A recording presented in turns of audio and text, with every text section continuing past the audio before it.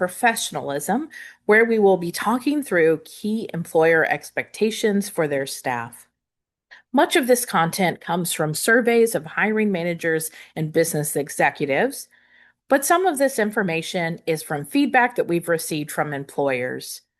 At the Career Center, we have the opportunity to work with hundreds of employers every year, and through those conversations, they sometimes share feedback with us about the expectations that they have for their staff, whether it's for an intern, a part-time employee, or a full-time professional. Here are the topics that we'll cover. We're going to start by talking a little bit about professional identity and professionalism in general. We'll talk about employer expectations for managing your work and working with others. We'll do a little bit of a deep dive into two topics, meetings and emails. And we'll wrap up by going over 5 reasons why new hires don't last. Throughout the presentation, we'll look at a few scenarios and you'll have the opportunity to reflect. As we go through the slides, there'll be some times when you see this icon on the screen that says important. We've used that icon to highlight areas that employers consider very important. So we want to make sure that you're paying particular attention to those fields. As we get started, I want to have you think a little bit about the roles that you have in your life. So we all have multiple roles. You might have the role as a student and as a sibling and as a partner and as a service member. So there are a wide variety of roles that we have, and each of those roles typically brings out something a little different about who we are. When you're doing an internship or a part-time or full-time job, you're in the role as a professional. And as we go along in this presentation, I want you to really think about your professional identity, how you want people to see you in your role as a professional. When we think about professional identity and professionalism in general, we would say employer expectations boil down to 3 things, and those are the 3 R's, and that's respect, responsibility, and reliability. So we'll be talking through some specifics in those areas. And as you work as a professional, it's important to be able to identify your values, goals, and strengths, to be able to build relationships with others, to use clear communication, and to stay open to learning and growing. So we'll start by talking about employer expectations for managing your work. If you're looking at the slide, you're getting a little bit of a preview of what we'll see in this slide, which is that 3 of the things that we will talk about are things that employers consider very important. And the first of those is deadlines. In your work, you'll be assigned a variety of deadlines for projects, reports, and other work tasks. Those deadlines are really important, and employers expect that you will meet all of your deadlines. On occasion, you may find that you're not able to meet a deadline.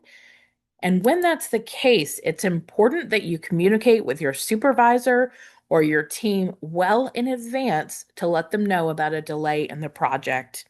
It's not okay to let them know the day that the deadline is due or the day before it's due. You need to make sure that you're planning things well enough in advance that you can give them advance notice if you've run into a bump in the project. Related to that, it's really important to stay organized in your work and to plan out your time. You can see here that this is another area that employers consider very important. I encourage you to think about how you organized your work as a student. If you had an organizational system that worked well for you, that's great, and you can take that with you into the workplace. However, if you don't have a strong organizational system, then make that a priority for you in a new role. You can do some online research for different organizational methods, or even chat with coworkers about what systems they use to manage their work. You'll want to avoid mistakes and errors in your work. It's important that you work carefully, that you proofread things, so the work that you produce is well thought out and error-free. But of course, we are all humans and mistakes are going to happen on occasion. What's important is what you do when a mistake happens. It's really important that you take responsibility for the mistake, that you work to fix it quickly, and you identify ways to avoid making mistakes in that way in the future. And then the last very important piece on here is the idea of showing initiative. So employers are really looking for staff that are engaged in their work, engaged in the office, that are great team players, and that are able to show initiative. So I wanted to highlight a couple of key ways you can show initiative at work. One is that you could volunteer for teams and projects. Now, as part of your role, you'll be assigned some projects and teams, but you'll likely find other opportunities where you could opt in to a team or a specific project and strategically take the opportunity to volunteer for those. Another way to show initiative is to share ideas. And so, even from day one in a new position, I encourage that you to take notes on ideas that you have, and then you can share kind of those best, well thought out ideas with your teammates or your supervisor. As you get to know coworkers, you'll likely start to see times when some of them are particularly busy or are running up into deadlines. And if you can, take the opportunity to volunteer to assist coworkers. That's another great way to show that you're a team player and you're really engaged. And then finally, you can work to do follow-ups and provide updates to your supervisor and teams without being asked. So provide proactive updates to them about the progress of your work. All right, so I have our first scenario. So you have a work project that's almost due. So it's due in just 3 days. You've just realized that you need information from a coworker for the project. So you chat with your coworker and they share that they're also on a deadline and they won't be able to get you the information until next week, which is after your deadline. So first I want you to think about what the key issue is here. And then I want you to think about what you would do in this scenario. Since you're watching this presentation as a video, I strongly encourage you to pause the video now and take a moment to think through these two questions. Then you can come back and we'll chat about some ideas. All right, welcome back. So let's start with what the key issue is here. Now, I would say the key issue here is that this project is almost due and you're just realizing that you need some information. Instead, ideally, you would plan your project well enough in advance to know what information you need to be successful. So let's talk about what to do now. First, I would encourage you to consider whether you can get the information that you need or if a different coworker has that information. If you find that you can't get the information, it's important to immediately let your supervisor and or team know that you won't be able to meet the deadline. And what you might do is ask them whether you should do one of two things. One is maybe they can give you an extension to the deadline, which will give you time to complete the project. Or if it really is a deadline you need to meet, you can consider offering to finish the project as much as you can without that information and turn it in the way it is. And once you have the information, perhaps you can make some updates to that project. And then in terms of next steps, I would say it's important to think about your project planning, kind of setting yourself up for future projects so that you really think through the information that you need to complete the project at the beginning stages so that you can collect all of that information early. All right, we were talking about managing your own work. Let's talk a little bit about employer expectations for your work with others.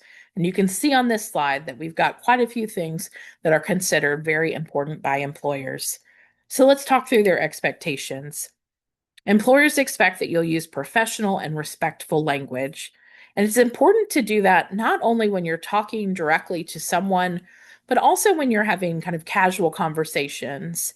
You want to avoid getting in situations where there's a lot of gossip, or you find yourself in conversations where you're talking negatively about other coworkers. When you're having a conversation with someone, work to really pay attention to that conversation without interrupting and without multitasking. When you're in a conversation, that's not a time to be on your phone, on a tablet, on technology, unless you're taking an occasional note.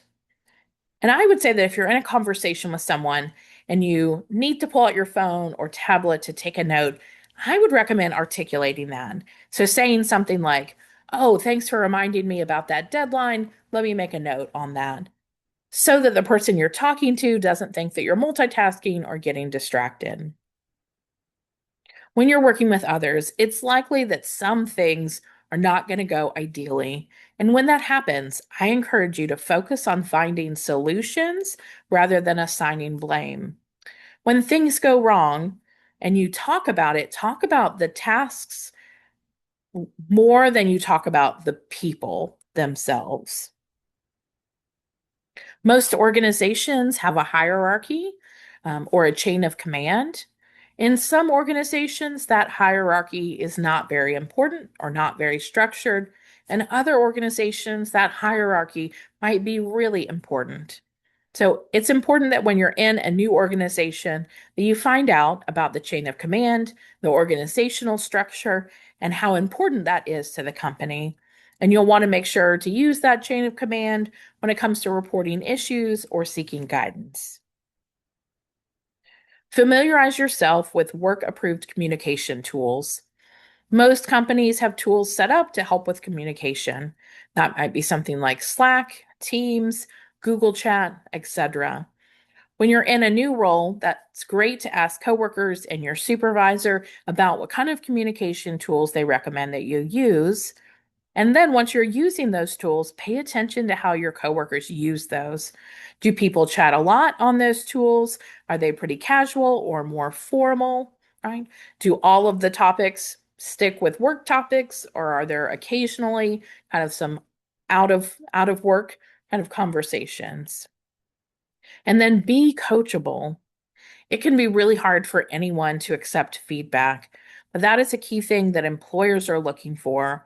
They want to have staff who are willing to receive feedback and take action on that. And especially if you're a newer professional, you are likely going to receive feedback pretty regularly. So, really get in the mindset that feedback is just helping you be a better employee, to accept that feedback and take action on it. Let's dive into our two kind of more direct topics. And the first one is meetings. One of the reasons why we wanted to talk specifically about meetings is that when you're in a meeting, you're in a more visible place. You'll, of course, likely be meeting with many people, whether it's a small team or a large team. There'll be others kind of in the room, the virtual room or the in-person room, who are able to kind of see how you behave, hear the way that you talk, and kind of gauge your professionalism. So it's really important that you're able to successfully navigate meetings. So, first, we want to talk about a couple of key things for any kind of meeting, whether that's an in person meeting or a virtual meeting. One of the things that's really important is that you make sure that you are on time for meetings. And I recommend planning to be in a meeting about 5 minutes early. Whether that's logging on to the team session or being in the conference room, plan to be there at least a couple minutes before it starts. It can be very visible if you have to walk into or log into a meeting after it's started. When you get into a meeting, especially an in-person meeting, take the opportunity to greet others. Be friendly and professional. In the meeting, make sure to pay full attention to the topic at hand. You're going to want to avoid multitasking or using tech unless you're specifically using it to take notes. And we do encourage you to take notes in meetings, especially about things like action items, deadlines, and questions that you have. Depending on the meeting and how it goes, you may have some opportunities to ask some questions, but you also may make a note of some questions that you want to ask a coworker or your supervisor at another time. And then let's talk about a few specifics when it comes to virtual meetings. Employers are going to expect that you have your camera on for meetings. So plan to do that for every meeting, to have your camera on. Pay attention to your background. Many times people will choose to use a virtual background, which can be helpful. To make eye contact with others when you're in a virtual meeting, you'll look at the camera lens itself. So when you're talking during the meeting, make sure to look at the camera lens. Now, throughout the meeting and when you're not talking, it may make sense to look at the screen to see the visuals. But when you're talking, we recommend that you look at the camera lens. And then mute yourself when you're not talking so you can avoid kind of background or unwanted noise. And finally, when you're in a new organization, take the opportunity to observe how people interact in virtual meetings. Uh, Make note of whether people are more likely to unmute themselves and talk, or whether they're more likely to use the chat to the side. See if people are likely to use gestures or raise their hand when they want to speak, or if the session is a little more free flowing. All right, that wraps up our conversations about meetings. And now we're going to move on to email. As you can see here, I've noted that email is important as a whole topic, and that is similar to how we talked about meetings. Email is another way in which what you say can be very visible. Of course, you'll be sending emails to other people, and sometimes maybe to many people or to important people, like leaders in the organization or important clients. And so the way that you communicate via email can be very important. I also want to remind you that email sticks around for a long time. So when you're sending an email, there are three important pieces to that email. You want to start your email with a greeting that includes a name. On the more informal side, it might be something like, "Hi, Taylor."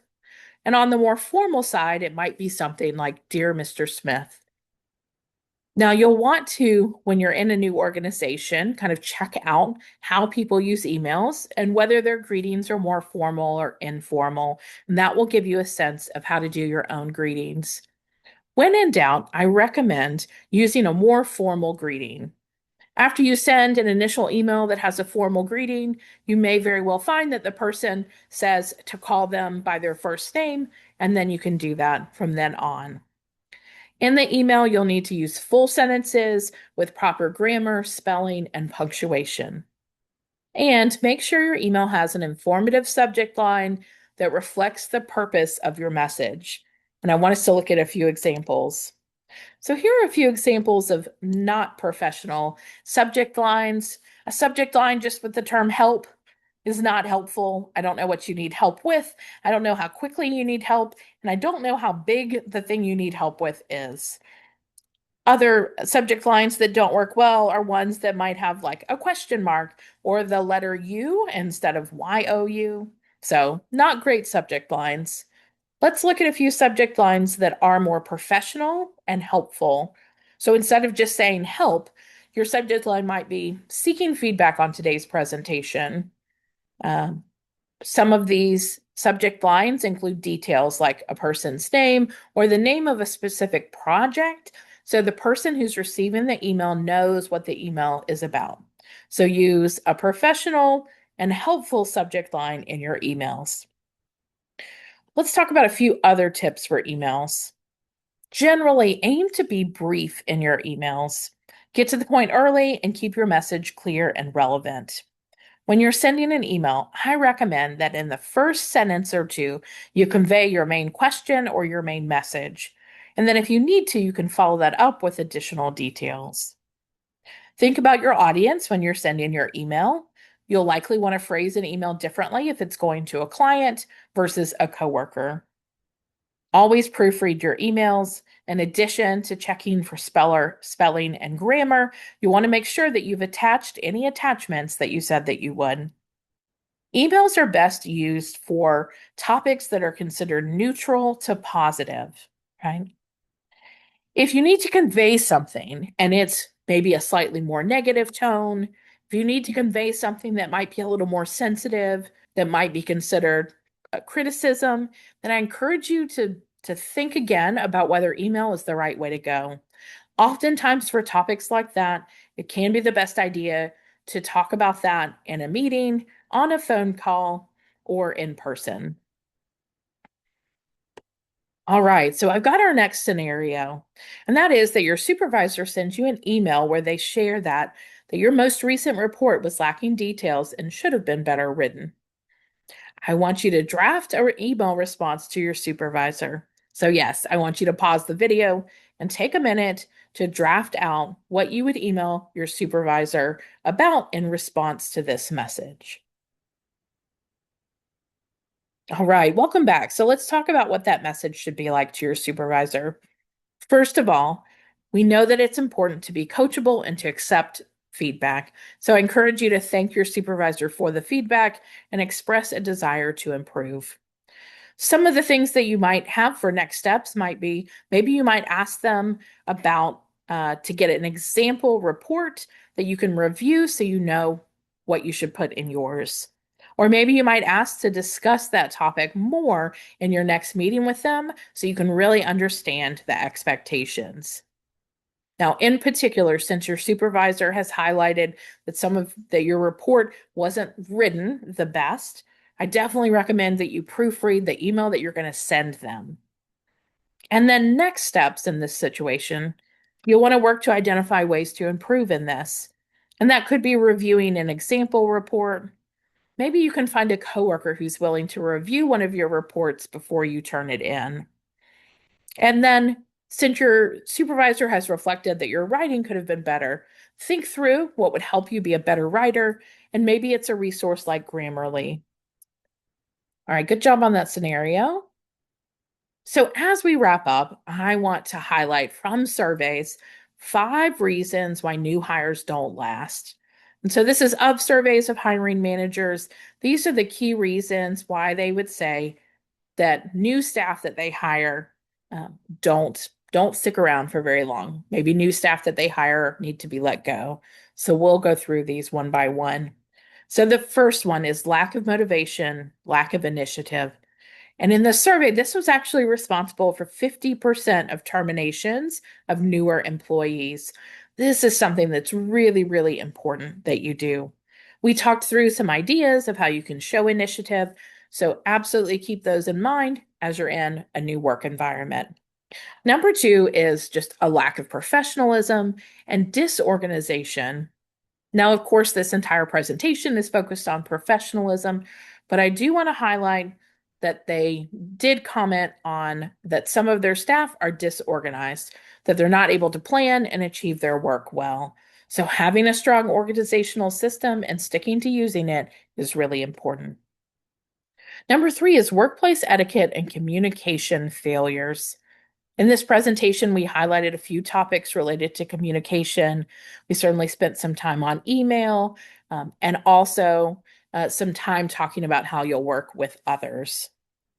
Number 4 is the inability to handle a workload. So the inability to get things done, and especially the inability to get things done by the deadline. Work hard to keep up with deadlines, manage your projects and the work that you're doing, and ensure that you're getting things done well and on time. And finally, reliability, attendance, and punctuality issues. Most employers consider this baseline for employees. They expect that employees will be at work when they need to be at work, that they will be on time for work and for meetings. We talked about making sure to be on time, ideally a little early for meetings. So coming in late in the morning to work, coming in late in meetings is something that can be very visible. And so it's important to make sure that you're on time for anything that you're involved in work. I have one final scenario for you. So you're in a meeting, your supervisor tells you they've heard that you're not a good team player, and they say that you would like you to take more initiative, but you feel like you have taken initiative. So 2 questions. How would you respond to your supervisor, and what action steps would you take based on that feedback? So pause the video, take a minute or two to think through your thoughts. All right, let's chat through these 2 questions. So by this point, I hope that you won't be surprised by the first thing that I recommend that you say to your supervisor, which is that I recommend that you thank them for their feedback and express a desire to improve. In this situation, you felt like you have been taking initiative. And so you might consider in this conversation to very briefly share 1 or 2 examples of how you have been taking initiative. And the goal is not to try to prove your boss wrong. The goal is to showcase that taking initiative and helping the team is something that is important to you and that you want to do more of. So here's how that could sound. Being a great team player is really important to me, and I've been looking out for some ways that I can help. Last week, I joined the company's success team, and we have our first meeting at the end of this month. And then yesterday, I was talking with Carla, who has a lot of research to do for one of her new clients. So she and I are going to do some research together tomorrow. I'd be really interested to hear other ideas that you have for ways that I can help out the team and show initiative. So again, the goal isn't to tell your boss that they're wrong, but to showcase that showing initiative and being a team player is important to you. And like I shared in that brief example, one of the things that you might do in the conversation is to ask if there are some opportunities for you to show initiative now. Maybe there's a project or a team that you can get involved with. Maybe there's a coworker who could really use some support now. And then after the meeting, some next steps might be to think about ways to improve. Now, in this case, of course, you feel like you have work to take initiative. And so maybe one of the things that you might work on is taking initiative in ways that others are able to see. So maybe you've been working one-on-one with a few coworkers to help them out, and that's the way you've been taking initiative. Consider taking initiative in team meetings. So, as specific tasks need someone to work on, you might volunteer. And that's a way so that others can see that you want to be a great team player. You also might periodically update your supervisor on ways that you've taken initiative or kind of additional projects that you're working on. And then, since your supervisor shared some feedback with you, you might consider in 1 or 2 months to check in with them again to see how they feel your progress has been with being a team player. Hopefully, you're able to institute a few ideas and hopefully, you'll get great feedback from them. As we wrap up, I want to come back to you thinking about your professional identity, and I have a few questions I want you to think about. First, what are 3 words that you would like to use to describe your professional identity? Another way to think about this is, what are 3 adjectives that you would like coworkers to say as they describe you? As we've talked about quite a few expectations that employers have, what are 3 of those areas that you feel like you have or will excel at? Maybe you're an English major and you feel like you'll be great at drafting professional and respectful emails. And then on the flip side, I encourage you to think through what we've talked about and identify 3 areas that you feel like you need to work on. Maybe you realize that you're not the best at accepting feedback, so that's something that you need to work on to be able to accept feedback, to make changes, and to be coachable. I hope this session has given you a really good sense of expectations that employers have, particularly for their new employees. We've worked hard to highlight the really important pieces that we hear about from employers and to provide fairly actionable, kind of detailed information on how you can succeed in your work.